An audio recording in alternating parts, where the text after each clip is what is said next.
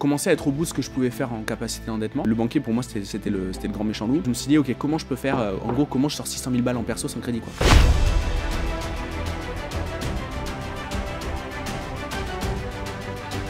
Du coup, on dit, ce qu'on va faire, c'est qu'on va l'acheter dans une société commerciale. Je voulais capitaliser, faire quelque chose de solide. L'avantage, en fait, d'avoir acheté en SAS plutôt qu'en SCI, il va y avoir aucun impact sur son endettement personnel.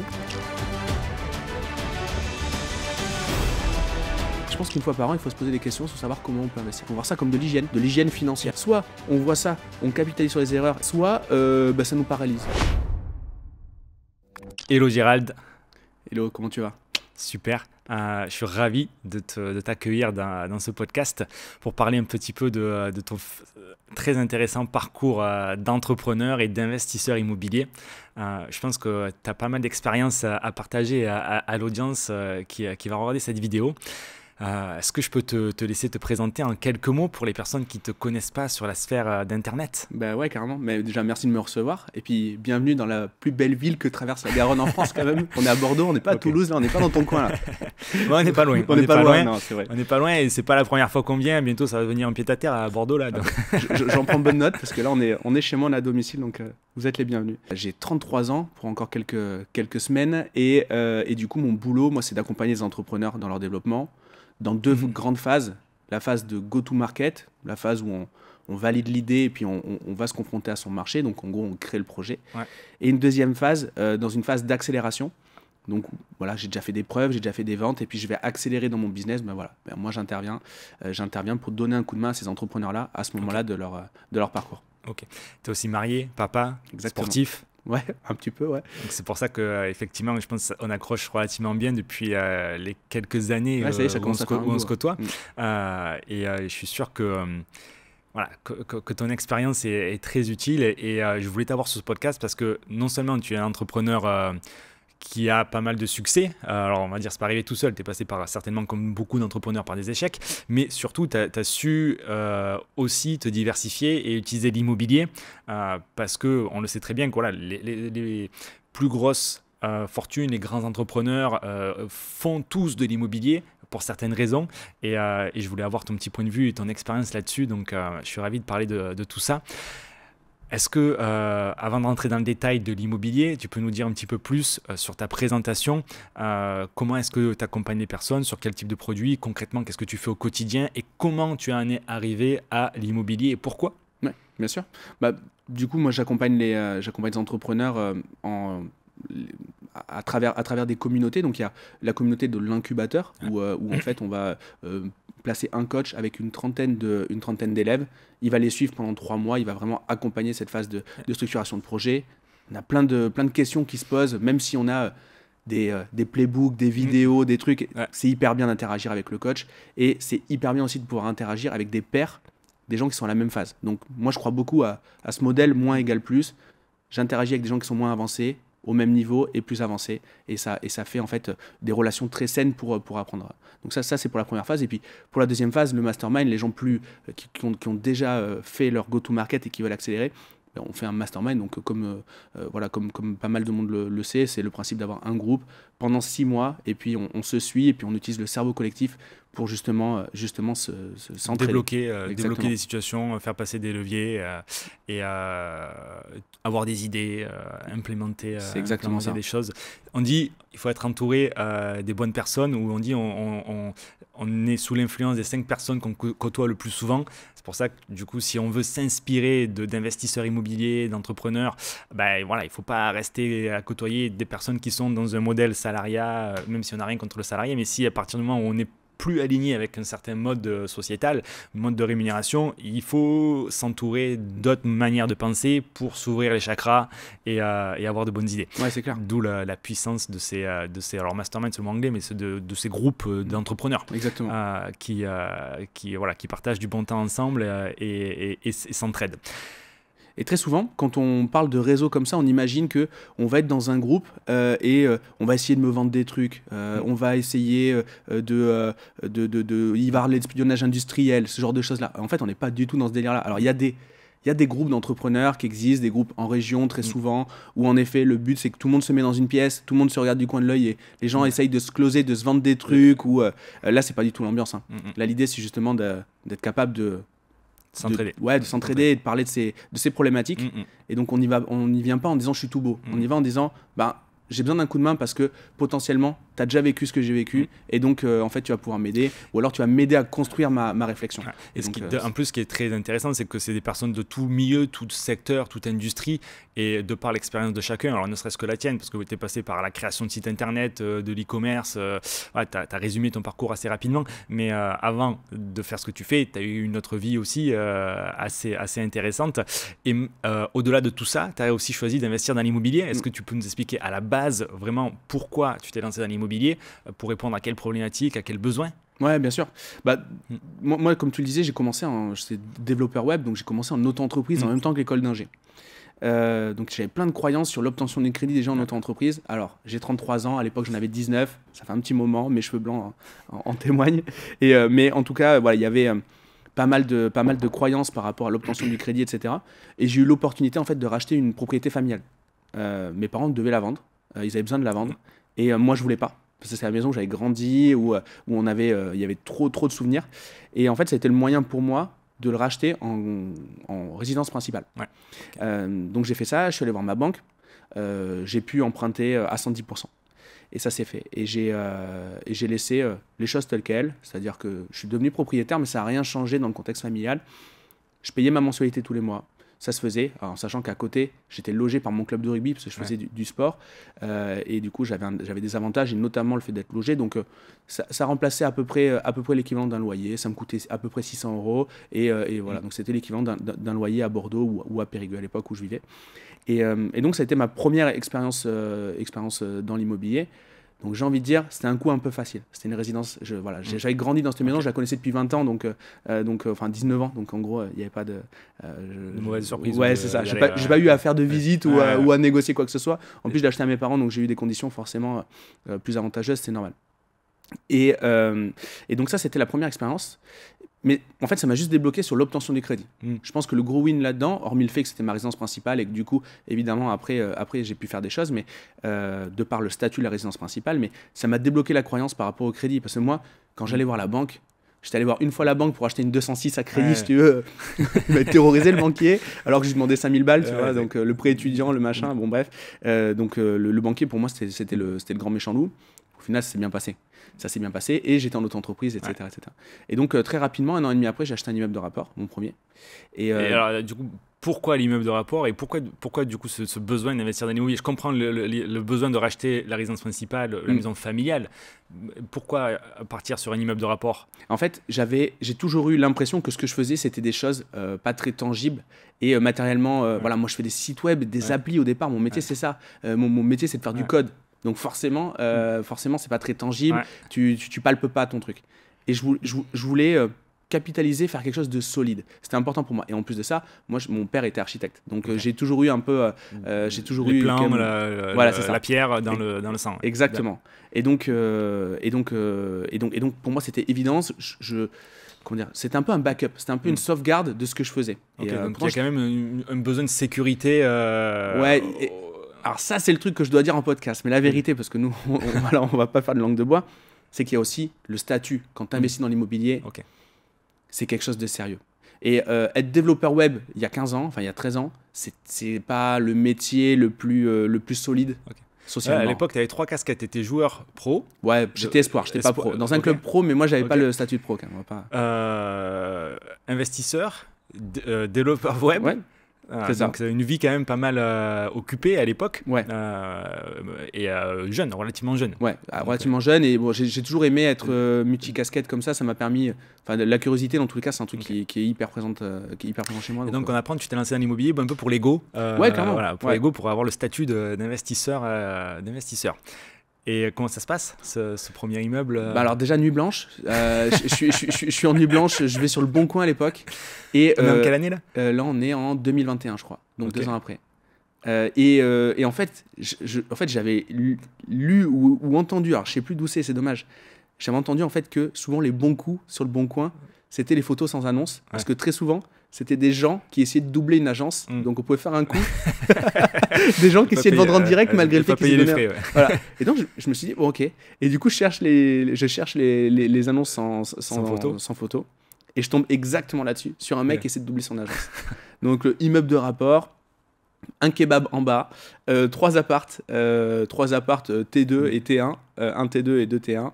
Une petite terrasse collective, bon ok. Il y a eu apparemment des dégâts de toiture, ça avait été refait. Bon, moi j'y connais absolument rien, je sais pas planter un clou. On est où là?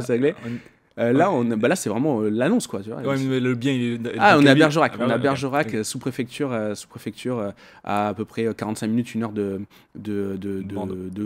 Périgueux et de Bordeaux, à peu près. Et puis je suis pas très loin. Je suis pas très loin parce que mes parents ils sont à 15 km de là.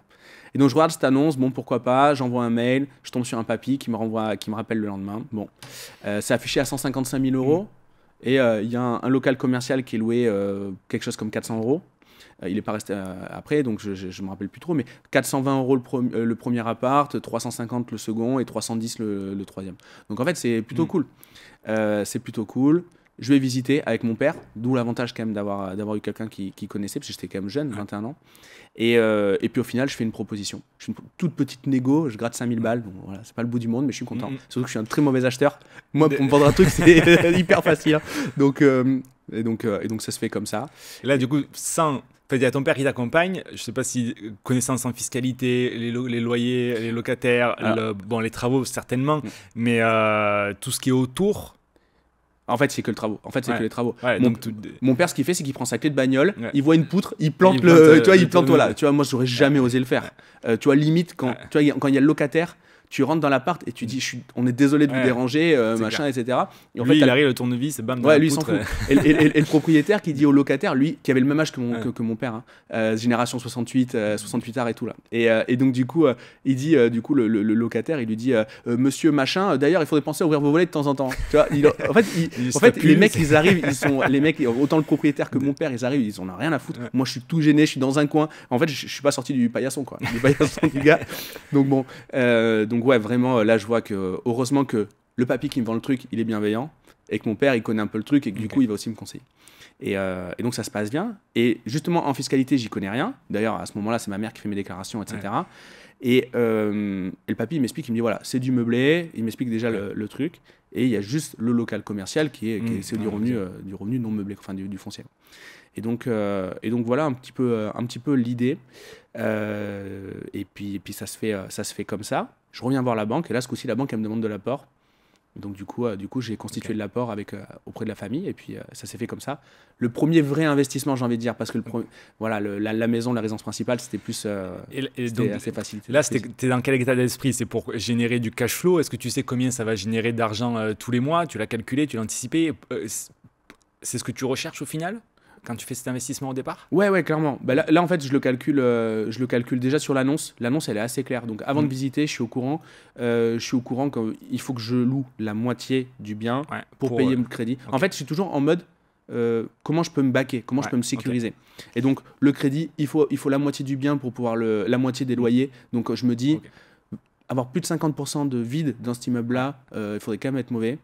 Il y a le risque du local commercial. Je le sais que dans cette ville-là, si tu n'es pas dans les 2 grandes rues, le local commercial, il ne faut pas trop le compter dans la renta. C'est un peu le plus. Et donc, voilà, ça, je l'avais à peu près compris. Et puis, j'y vais. Et puis, surtout, à ce moment-là, j'ai personne autour de moi, de mes potes. Maintenant, tout le monde a un peu investi. Mais j'ai personne qui a déjà passé le truc, donc je suis vraiment tout seul. Moi, mes parents, ils ont leur baraque et puis c'est tout. T'en parles, ils t'aident, ils te limitent, ils te bloquent, comment ça se passe? Non, déjà mes parents, je leur avais déjà fait le coup de m'installer, de quitter l'école d'ingé pour m'installer à mon compte. Donc déjà, j'avais déjà fait le coup à mes darons 3 ans avant. Donc autant dire qu'ils étaient moyennement, ils avaient dit bon ok, c'est lui, on l'arrêtera pas. De toute façon, c'est mort. Je suis le dernier de 5.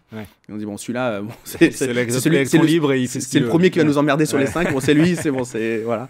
Donc les autres ils sont hyper rangés. Mais bon, moi je voulais faire comme je voulais. Et donc voilà, non, pas soutenu, oui, pas aidé, mais pas du tout découragé. En mode, te mets pas en danger, ça ira quoi. Ça c'est plutôt cool dans l'éducation que j'ai reçue. Excellent. Donc là, premier investissement. le but, comme on l'a dit, c'est de sécuriser un petit peu. Tu commences à avoir des revenus, j'imagine, d'un point de vue entrepreneur. Je ne sais pas si tu es encore sous contrat avec le rugby, mais tu as tes premiers revenus. Qu'est-ce qui se passe? Ouais, alors j'ai mes premiers revenus, surtout que du côté de mon activité, je fais de moins en moins de prestations. Donc je vends de moins en moins de mon temps parce qu'en fait, j'ai commencé à découvrir le concept de Muse, donc le concept de revenus automatiques sur Internet. Donc c'est l'équivalent d'un loyer. C'est je fais un site qui fonctionne, un petit site sur une niche. Il y a des gens qui viennent dessus. Je monétise un service ou je monétise un bien type e-commerce. Puis ça me rémunère comme ça. Et donc j'ai compris en fait que je pouvais avoir un effet de levier. C'est au lieu de vendre, à l'époque j'étais pas cher, j'étais à 250-300 € la journée. Bon ben là c'est potentiellement ce que je pouvais gagner également par jour, mais sans bosser dessus. Donc forcément voilà. Donc en fait il y a ce shift là. Et puis j'ai aussi le rugby. En gros il y a un gros virage et puis je reviens vivre à Bordeaux du coup à ce moment-là. Et puis je me concentre moins sur la partie IMO parce que j'ai la boîte qui accélère. Et j'ai de la chance en fait que les locataires, d'ailleurs les locataires qu'il y a aujourd'hui dans l'immeuble encore, ils étaient là avant moi. Ils n'ont pas bougé, donc ça c'est trop cool. Il y a juste ce fameux kebab qui est parti, au final qui n'avait jamais ouvert. Le mec payait le loyer mais il n'avait jamais fait ses travaux. Et donc j'ai réhabilité le bien, puis j'en ai fait un bureau. Parce que moi je voulais pas avoir d'alimentation, j'avais la croyance de dire qu'avec mes locataires ça pouvait les gêner, les nuisances et tout. Donc j'ai fait des travaux là-dessus. Donc expérience des travaux, moi qui suis pas du tout. Tu les as fait ou tu les as fait faire? Non, j'ai fait faire. Avec des gens sur place que je connaissais pas très bien. Ça c'est rare aussi parce que du coup d'habitude sur un local commercial on va plutôt laisser le locataire s'aménager son. C'était le truc. Alors après là-dessus j'ai eu toutes les mauvaises idées sur tous les trucs qu'il faut pas faire. C'est-à-dire que je me suis dit je vais le garder pour moi. Je vais monter un truc là-bas, je vais mettre quelqu'un sur place. Comme par magie, ça a fonctionné sans que je m'en occupe. Bon, breaking news, ça marche pas comme ça la vie. Il faut faire un peu il faut un peu se concentrer sur les choses pour que ça fonctionne. Donc bon, c'est resté vite très longtemps. Et au final, après, c'est devenu le siège social de ma boîte. Donc voilà, je me suis débrouillé comme ça. Mais il est resté très vite, vite pendant un moment. Et puis ça se payait, donc j'en entendais plus parler, donc ça allait. Ça allait très bien. Et puis ma boîte, elle a grossi. Je me suis vraiment concentré sur ces histoires de e-commerce, de Muse, etc. Mes revenus ont augmenté. J'ai eu aussi un enfant, et mon premier. Et j'ai du coup, au bout d'un moment, je me suis dit, il faudrait quand même que je retourne à la banque, voir si je peux faire un truc. Et j'ai racheté deux apparts. Alors, pourquoi des apparts et pas repartir sur la même stratégie, le même type de bien? Ouais, là je commençais à être au bout de ce que je pouvais faire en capacité d'endettement. Je voulais faire une ERP. Au final, je ne l'ai pas fait à cette époque-là, mais c'était quand même dans les projets. Et du coup, j'ai fait deux apparts. Et ces deux apparts, donc je les ai fait à côté de Bergerac également. Un à Bergerac et un à côté. Et ils sortaient de programmes de défisc. Donc c'était des apparts, c'était des T2, plutôt bien faits. C'est pas toujours le cas dans le programme de défisc, mais là c'était à peu près ok. Et je suis tombé sur deux personnes, donc j'en ai visité deux, j'ai fait deux propals, les deux sont passés, qui s'étaient fait pinelliser, comme on dit. C'est-à-dire qu'eux, ils avaient payé le prix fort du promoteur et toi, tu as racheté à moitié prix. C'est un peu moins que moitié d'ailleurs. Les deux avaient acheté aux alentours de 120 000 et il y en a un que j'ai acheté 45 et un 51 000. C'est dramatique, c'est excellent pour toi, mais c'est dramatique pour le vendeur. Alors je sais pas ce qu'ils ont économisé comme impôt en face. J'ai du mal à croire qu'ils aient économisé 70 000 balles, tu vois. Mais je sais pas. D'ailleurs, je connais même pas bien ces montages-là, donc je sais même pas si c'est possible d'économiser autant. Mais en tout cas, voilà, ça c'était, pour moi c'était cool. Donc en fait, ça me permettait d'avoir un loyer qui couvrait le truc, petit loyer, petit crédit. Puis voilà, puis mine de rien, là, pour remettre la moitié du prêt, donc c'est cool. Et puis j'y suis allé une seule fois dans chacun des apparts. Mais moi, pour connaître un petit peu ce mode sur une T2 neuf, comme une ville comme Toulouse ou Marseille, ça va coûter 140, 150, 160 000 euros. En fait. Donc à Bergerac, t'imagines, c'est pas ça quoi. Prenons cet exemple où ça coûte 150 000 euros, tu le rachètes à moitié prix. Eux, sur un T2, sur ces ordres de prix-là, bien souvent, c'est 3 000 euros d'économie d'impôt par an. En fait. Donc, si on avait deux, ça faisait 6 000 euros d'économie d'impôt par an. Puisque c'est un pourcentage de la valeur du bien qui est économisé tous les ans. Donc voilà, s'il fait 6 000 euros d'impôt, peut-être qu'ils l'ont gardé combien 7 ans. 7 ans. Ouais, le temps de la durée. Pinel, c'était 6, 9 ou 12. Donc, ils ont dû sortir à la 6e année. Ils l'ont revendu à la 7e. Ouais, parce que moi, j'étais sous garantie encore. Donc, c'était ça. J'étais sous décennale. Donc, ils sont sortis, comme tu dis, à la 7e. Ils ont gardé 6 ans de défiscalisation. Ça fait 36 000 € d'économie d'impôt, en fait. 6 000 € par an sur 6 ans. Donc, ils ont vendu à perte. Ouais, ils ont vendu à perte. Et... Il y en a un des deux. Ouais. Pour lever son hypothèque, il a dû faire un crédit conso. Ouais, franchement, c'est dramatique de mettre en vente des produits comme ça. Et c'est des grosses erreurs que font des milliers de personnes. Alors, sur des Pinel ou même les programmes d'avant, les Cellier, des Robien et tout, il y en a quelques-uns, mais on les compte sur les doigts d'une main, des programmes qui peuvent permettre de gagner de l'argent. Mais dans la majeure partie des cas, moi, pour en avoir fait, pareil, c'est de la revente à perte. Alors, moi, je m'étais sorti où j'avais pas remboursé le crédit, il n'y avait pas d'hypothèque, c'était la caution. Du coup, ça fait du cash qui rentre. Du coup, ce cash, on va réutiliser pour acheter la résidence principale. On est toujours sur des crédits qui sont relativement intéressants pour financer la nouvelle résidence principale. On s'en sort toujours. Mais c'est quand même dramatique de mettre en vente des trucs et d'acheter des choses comme ça sans être formé et de ne pas comprendre comment ça marche, quoi. Et ça fait le bonheur d'autres personnes. C'est ça. Voilà, clairement. Faire des bonnes affaires, acheter des Pinel, c'est clair. Clairement. Et en plus, il y en a qui sont mal construits. Là, c'était à peu près OK. On connaissait bien le coin, etc. Et puis, il y a un truc aussi. C'est qu'une ville comme Bergerac, tu fais 2 ou 3 programmes comme ça. Tu mets 50 ou 60 lots sur le marché qui vont sortir au même moment, ça te bousille le marché, quoi. Ouais, et donc là, je pense que c'était le cas. Ouais, et donc maintenant, Bergerac, c'est mieux. Mais il faut se méfier de ces trucs-là, de tout ce qui... Tout ce qui sort en masse à la 6e ou à la 9e ou à la 12e année, c'est des bonnes affaires à acheter. Ouais, voilà, c'est ça. Des bonnes affaires à acheter, c'est pas au moment où il faut vendre. Donc, tu arrives là avec un immeuble, 2 appartes. Qu'est-ce qui se passe après ? Du coup, après, ce qui se passe, c'est que je suis au bout de ce que je peux faire. Et puis, en perso, tu vois. Ouais, au bout en perso. Et j'ai la boîte, par contre, qui a bien fonctionné. Donc l'investissement d'après, j'ai un pote, très bon pote, qui lui a une boîte de rénovation qui marche super bien. Il a monté en même temps que moi ma boîte internet et au final 4-5 collaborateurs, des bons bilans, etc. On dit on va aller voir la banque ensemble. Et lui, il a la résidence principale après à faire. Donc du coup, on dit ce qu'on va faire, c'est qu'on va l'acheter dans une société commerciale. Ouais. Donc on va pas le faire en SCI, on va le faire en SAS. Ok. Ce qui fait qu'on peut utiliser la convention de trésorerie de la boîte s'il y a besoin. En l'occurrence, pour ce coup-là, il n'y en a pas eu besoin. Et l'avantage en fait d'avoir acheté en SAS plutôt qu'en SCI, c'est ce que nous explique la banque à ce moment-là, c'est que pour lui, il va y avoir aucun impact sur son endettement personnel et qu'il va pouvoir faire sa résidence principale. Oui, parce qu'il est totalement protégé. Y a pas de... C'est un crédit pro en fait. C'est pas des entreprises transparentes fiscalement ou même solidairement. C'est totalement détaché et le patrimoine pro et perso est totalement détaché l'un de l'autre. Ouais, c'est vraiment ça. C'est comme si aujourd'hui, dans ma boîte, j'achète une voiture, il y a un crédit, ça va pas impacter mon endettement personnel. Donc c'est exactement le même modèle. Elle nous explique ça. On en parle avec le comptable et puis on y va, quoi. Et donc on achète un immeuble à Bergerac, toujours pareil, en face de celui que j'avais, que j'ai toujours. Et puis on commence comme ça. Alors là-dessus, toutes les galères possibles, parce que quand on l'achète, le propriétaire ne nous explique pas tout. Les locataires viennent juste de rentrer avant qu'ils vendent le truc. On n'a pas fait du coup le nécessaire en termes de due diligence, de vérification de tout ça. Au final, ils ont tous une caution, mais on se rend compte que la caution, c'est la même personne. Ouais. C'est hyper frauduleux. Ouais. Bref, en tout cas, on n'a pas fait l'effort de creuser. Vu qu'on avait fait un peu d'IMO chacun, lui, il avait fait un immeuble à Angoulême, il était content. Moi, j'avais fait un immeuble à Bergerac, j'étais content. J'avais fait des apparts, ça se bougeait. On a dit, c'est bon, on est le roi du monde. Et là, là aussi, pareil, breaking news, ça marche pas comme ça. Et donc voilà, on fait ce défaut de se former, de s'informer, de se faire mentorer, en tout cas. Voilà. Et quoi comme galère ou comme erreur déjà, dès qu'on a acheté, 3 mois après, ça a commencé les impayés. Okay. On veut mobiliser la caution. Ouais. Mais au moment où on veut mobiliser la caution, on fait vraiment attention à qui est la caution et au final, c'est 3 fois la même. Ouais. Bon. Il y a un appart qui se vide, il y a un squatter qui rentre. Ouais. Et d'ailleurs, la première fois qu'on s'est rencontrés, je ne sais pas si tu te souviens, c'était au moment où j'ai eu le squatter. Bref, il y a eu tout ça. On a eu tout ce qui est, c'est la mode en ce moment, les plus de parquets, plus de lits, machin. Nous, on a eu ce truc-là. Donc c'était la mode à Paris, mais on l'a eu à Bergerac. Bon, bref, on a tout cleané. On a fait sortir tous les locataires. Ce qui est bien, c'est qu'on avait eu un différé très long.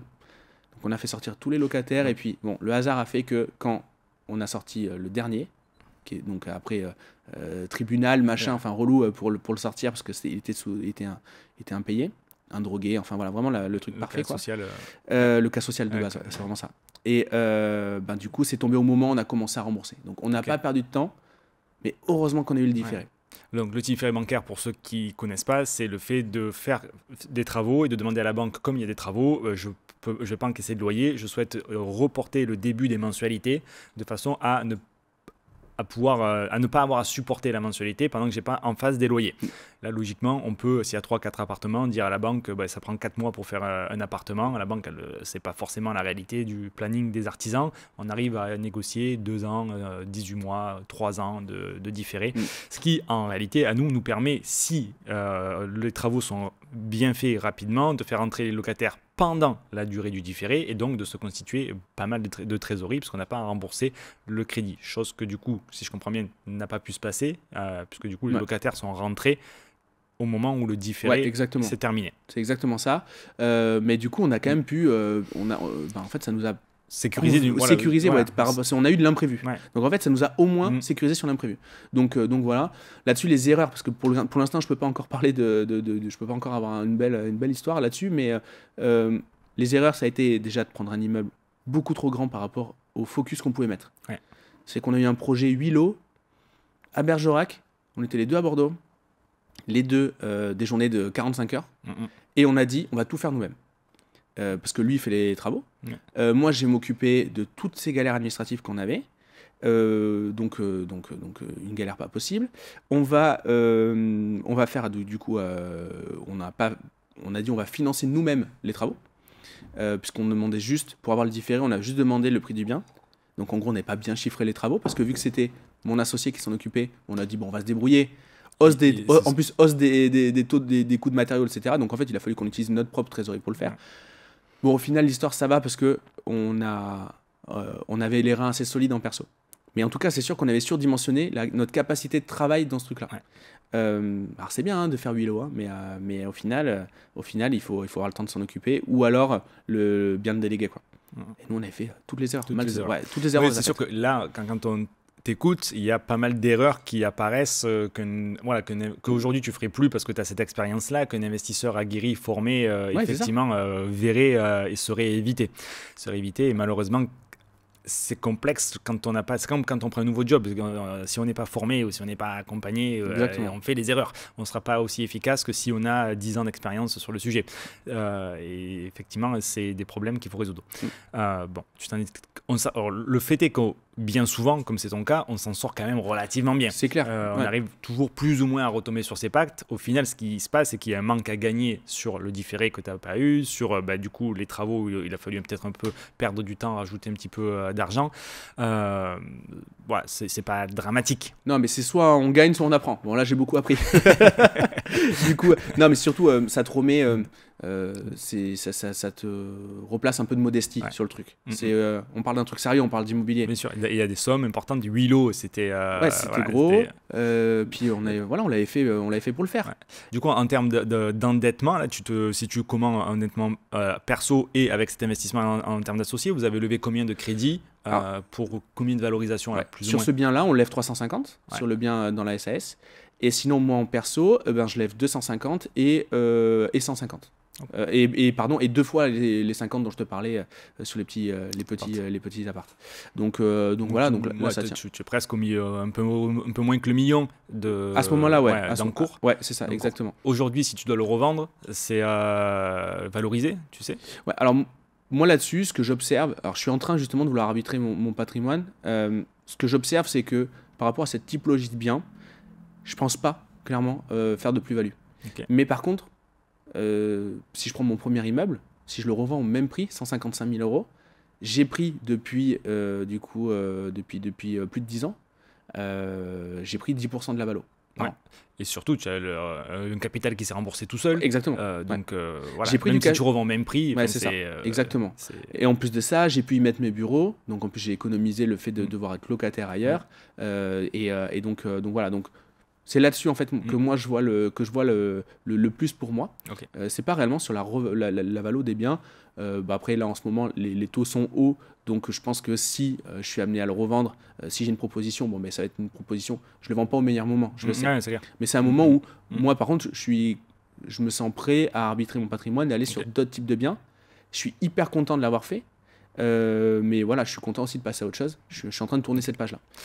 Et donc après, du coup, cet immeuble en association, qu'est-ce qui se passe?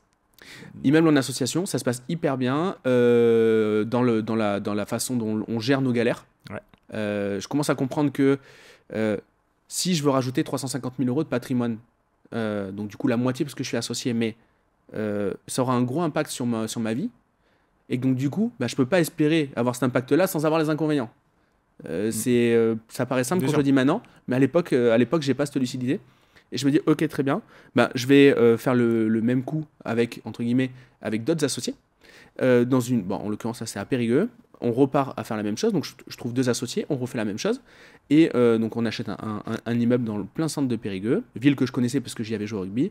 Et du coup, 2 locaux commerciaux avec des baux solides, 369. Donc là, on était sur la période de 6 mois, ou de 6 ans, pardon. Et en haut, donc des travaux, des apparts qui étaient loués avec des congés. Donc au moins c'était clair. On n'avait pas essayé de me dire, on n'avait pas essayé, voilà, c'était bien fait, il y avait une agence, enfin voilà, c'était propre. Et puis en plus la possibilité de surélever. Donc voilà, donc là on se rend compte du truc, on se dit ok, si on surélève, ça va nous coûter X. Quel est le potentiel de location? Bon, mais ça vaut pas le coup. Donc ça ferait un beau projet, mais économiquement c'est pas intelligent. Donc du coup on surlève pas, donc on fait pas les 2 apparts de plus qui auraient mis 30 ans à se faire rembourser, leurs propres travaux. Donc voilà. Et puis là, du coup en ce moment on est encore en phase de travaux, donc remise en plateau, reventilation des différents lots. Et puis voilà, on s'est posé la question de la coloc ou d'appartements type T1, T1 ou T1 bis, T2. Et donc voilà, on est en plein dedans. Après, il y a plein de stratégies qui existent parce que tu vois, c'est clair que faire une surévaluation, on va dire, c'est pratiquement du neuf au prix au mètre carré que ça coûte. Si on le compare avec les loyers, effectivement, la rentabilité, elle n'y est pas du tout. Par contre, si ça coûte 2 000 € du mètre carré de faire de la construction neuve dans un secteur qui vaut 3 000, 4 000, 5 000 € du mètre carré, exactement, la stratégie à faire, c'est l'achat-revente, voire division et revente par lot. Donc, dans chacune des villes, il y a plein de choses super intéressantes à faire. C'est ça qui est intéressant avec l'immobilier. Et dans tout ça, tu as la résidence principale aussi, qui est aussi sur un montage... intéressant. Ouais, là du coup résidence principale, donc on s'est décidé avec mon épouse d'acheter il y a quelques années. On s'est reculé de Bordeaux, on est reparti à la campagne près de Saint-Émilion et on a trouvé une maison qui nous plaisait.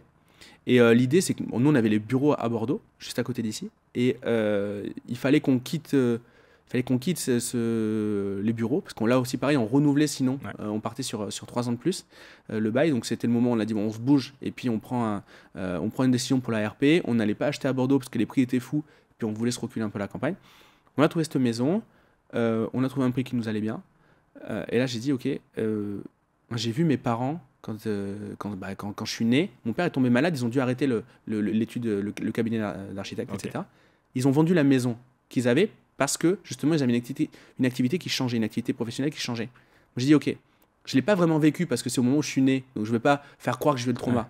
J'ai dit si je peux éviter quand même de faire ça, c'est possible d'avoir un pépin dans nos business. Bien sûr.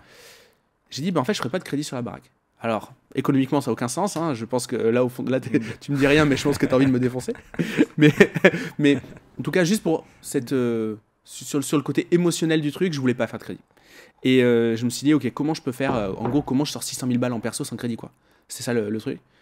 Et je me suis dit, attends, mais j'ai qu'à refaire une SAS, ça va être une foncière, je vais refaire une société. Basé sur ton expérience précédente, tu avais compris que le patrimoine était sécurisé et protégé entre le pro et le perso. Exactement, et il y avait de la trésorerie dans la boîte. J'ai dit, je vais utiliser la convention de trésorerie de l'entreprise pour investir dans cette SAS qui est une filiale en fait de la boîte, on a compris. Et puis moi je vais payer un loyer tous les mois à ma boîte. Et donc ce qui va permettre en fait de rembourser petit à petit le compte courant d'associé. Et donc on a fait ça. Donc là de suite, là aussi pareil, on crée pas de valeur parce qu'on déplace juste de la trésorerie, on met un actif en face. Mais vu que ça avait été bien acheté, très peu de travaux. Hein, c'était une maison qui venait juste d'être refaite, une vieille maison mais refaite très bien. Et donc on s'est mis dedans. Le deal, c'était d'avoir un espace de bureau. Là, j'ai la chance d'avoir un plateau de 100 mètres carrés où je n'ai que mes bureaux dedans. Okay. Et donc je peux enregistrer mes podcasts, je peux tourner mes formations, je peux recevoir mes clients en visio, je suis tranquille, etc. On est une maison de 300 mètres carrés, j'ai 110 mètres carrés de bureau. Ouais. Donc c'est génial. Ce qui m'a permis également de louer ce plateau, parce qu'il est clairement bien identifié. Il ne faut pas trop jouer avec quand on sous-loue à sa boîte, mais là, en gros, on a un escalier qui est dédié, etc. Il ne faut pas trop jouer à ça, mais donc là, c'est clairement déductible. En tout cas, je peux le louer à ma boîte. Donc, ça rembourse également une partie du compte courant. Et donc voilà pour la résidence principale. Donc, si je remets en contexte, tu as trouvé donc la résidence principale, tu l'as achetée au travers une autre SAS qui est alimentée du coup par une société mère sur laquelle du coup il y a une activité qui marche. C'est-à-dire que tu ne possèdes pas ta résidence principale en nom propre. Exactement. C'est votre société qui la possède en direct. Il y a une holding qui est dessus, etc., qui fait le lien. Mais en gros, tu es locataire de la résidence principale qui, elle, appartient à une société commerciale. Exactement. Qui est donc financée au travers un montage de holding. Et c'est là que c'est très intéressant d'avoir accès à ce type de montage.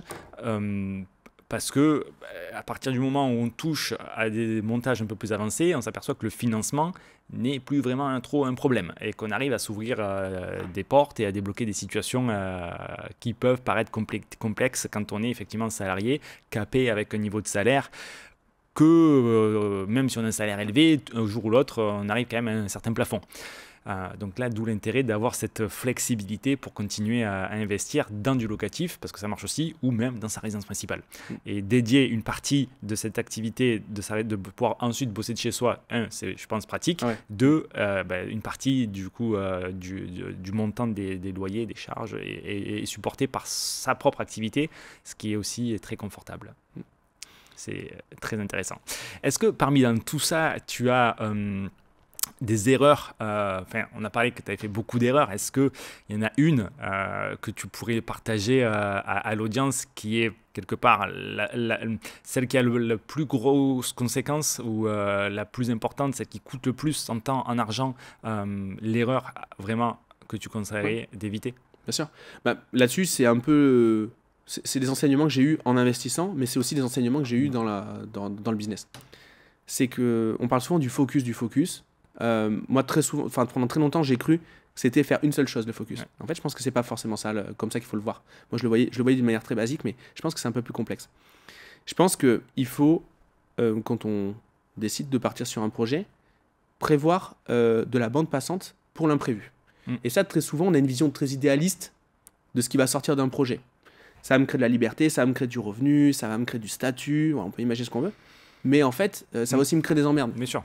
Et ça, le truc, c'est que quand on est hypé, émotionnellement très engagé dans une idée, quand ça nous... en fait, on l'oublie. Et il faut toujours garder de la bande passante pour gérer ça. Donc, un immeuble que je prends à 100 km de chez moi et que je décide de faire tout seul, sans me former, oui, ça aura des conséquences parce qu'en fait, je maximise le risque et en fait, je n'ai pas en face la bande passante pour faire le tampon, pour du coup m'occuper, gérer ce risque. Dans la vie perso, j'ai fait la même chose.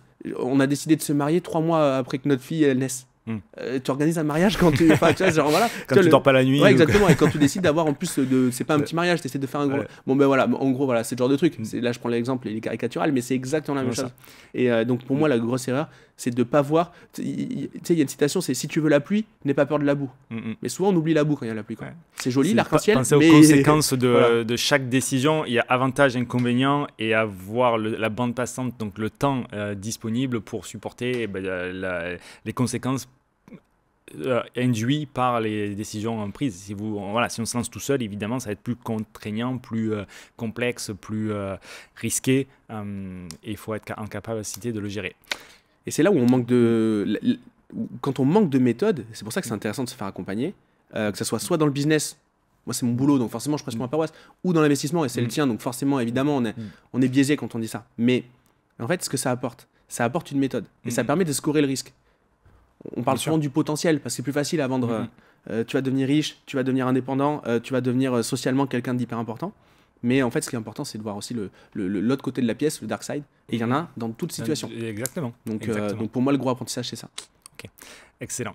À l'inverse, est-ce que du coup, tu as un conseil que tu pourrais partager par rapport à ton expérience là aussi d'investisseur? Alors ça, je vais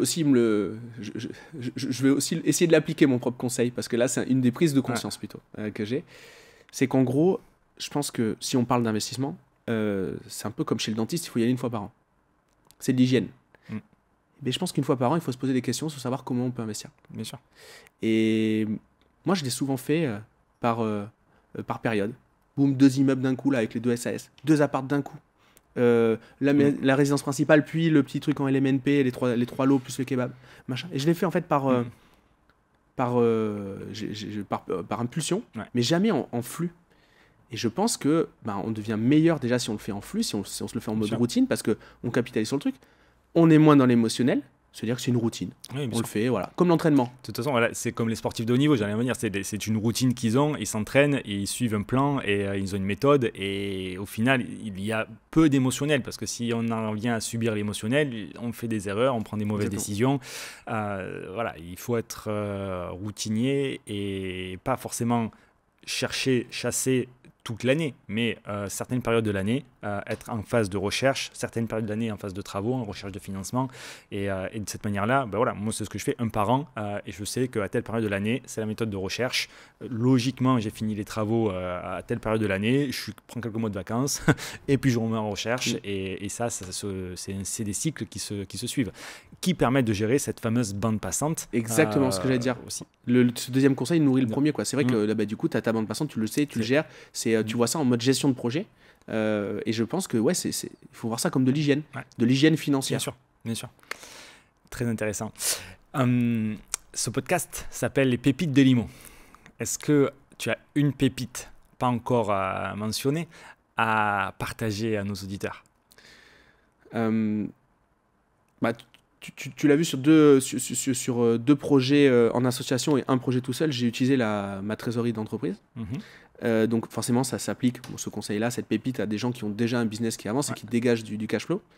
Mais en fait, il faut voir aussi que c'est pas forcément que sur des projets longs avec de la trésorerie qui est bloquée. Parce que là, en effet, j'ai mes immeubles. Donc oui, j'ai beaucoup d'argent de bloqué.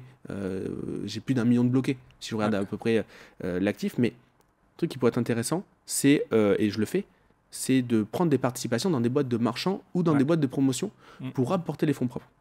Et ça, en fait, ça fait un bon levier. Parce que la trésor, si on la laisse sur un compte, courant, en fait, elle s'évapore. Ça, on le voit pas en 5e au collège, mais en gros, il y a un truc physique, je sais pas quoi, chimique, qui fait que la trésor, elle s'évapore. On peut faire ce qu'on veut, même si on est un bon gestionnaire. Par contre, si je l'investis et que là aussi, pareil, en termes d'hygiène, je le fais en flux, c'est-à-dire je le fais tout le temps. J'ai 50 000 euros de trésorerie, j'ai 100 000 euros. À chaque fois, je vois si je peux aider un entrepreneur de l'immobilier. Qui lui, en plus, va s'occuper du projet. Exactement. Donc, ta bande passante, et du coup, il n'y a plus le problème de bande passante. Et en fait, ça, c'est vraiment juste ne pas laisser l'argent sur la table.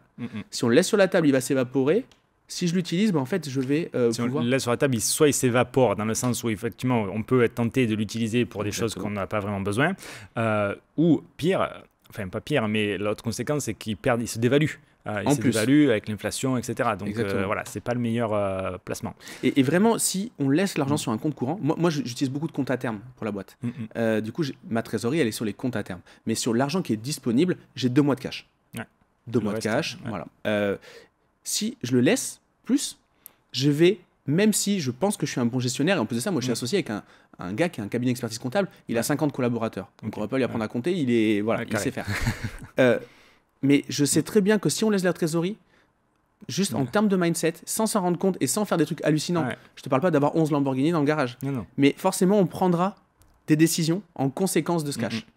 Et donc je pense qu'il faut pas faire ça, et il faut... Du coup, en plus, ça donne un coup de main et ça valorise. Enfin, on donne un coup de main à des entrepreneurs de l'immobilier, à des marchands, des promoteurs. On donne des coups de main, on s'enrichit et aussi on est tous différents en termes de comportement et de fonctionnement humain, mais on sait souvent que quand on est dos au mur, on trouve des solutions qui sont inespérées ou insoupçonnées.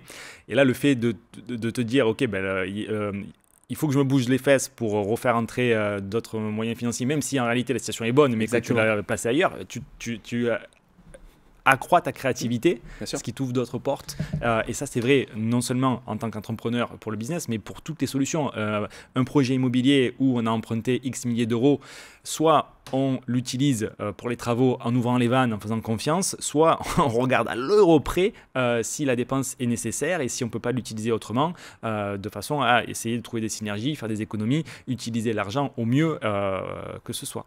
Et ce que tu dis là sur le cash et la créativité liée au cash, nous on fait un exercice tous les trimestres, une mise en situation avec l'équipe, en plus c'est rigolo, on fait le jeu des 72 heures. C'est-à-dire on dit, ok, là aujourd'hui on est lundi, dans 72 heures il n'y a plus de cash dans la boîte. Comment on fait pour se payer? Et du coup on lance des idées. Et en fait souvent c'est des très bonnes idées.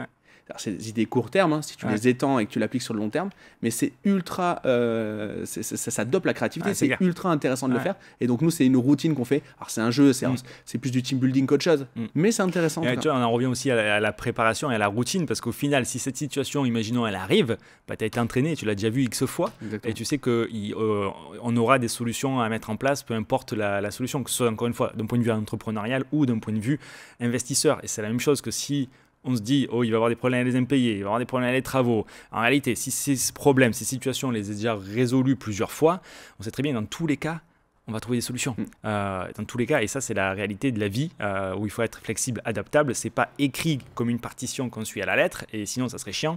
Mais en étant un peu flexible, on trouve toujours des solutions. Et pour ça, il faut s'ouvrir les yeux, s'ouvrir les chakras et être flexible. Tu as deux façons de réagir à des pépins, à des imprévus. Soit tu dis, ok, là je viens d'apprendre un truc, je capitalise. Alors ça fait un peu, c'est un peu cucul après quand je dis ça, mais je le pense vraiment.